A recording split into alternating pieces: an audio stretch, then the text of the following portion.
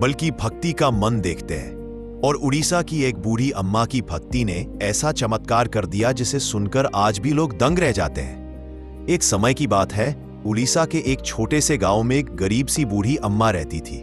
उसका नाम सब धनिया अम्मा के नाम से जानते थे। उम्र भले बढ़ गई थी और दिल में भगवान जगन्नाथ के लिए गहरी श्रद्धा भरी थी। एक दिन उसने सोचा कि आज वह जगन्नाथ जी के दर्शन करेगी। सुबह सुबह तैयार होकर वह मंदिर पहुंची। जैसे ही उसने भगवान का रूप देखा, उसका मन भाव विभोर हो गया। उसके मन में तुरंत एक भावना जगी, काश मैं प्रभु के लिए कुछ खास बना पाती। लेकिन उसी क्षण उसे याद आया कि उसके घर में तो वैसे भी खाने को ज्यादा नहीं होता, क्या भोग चढ़ाएगी। ये सोचकर वह उदास मन से घर लौट आई। रास्ते भर बस एक ही बात उसके मन में घूमती रही कि मेरे हाथ में तो बस वही है जो मैं रोज बनाती हूं। और रोज वह मछली पकाती थी, क्योंकि वही उसका भोजन था। घर पहुंचकर उसके मन में एक अजीब सी बात आई, क्या पता भगवान भी मेरे मन का भाव देख लें, मैं जो खाती हूं वही अपने प्रभु के लिए भी बना दूं।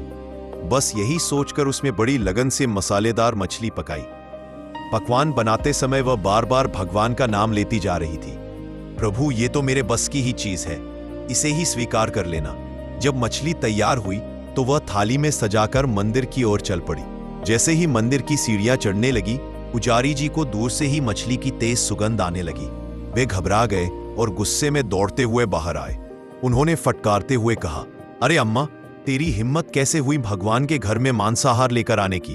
धनिया अम्मा डर गई, थाली नीचे रखते हुए बोली, बाबा मेरे पास भगवान के लिए देने को बस यही था, मेरे मन में बस श्रद्धा थी, अपराध नहीं।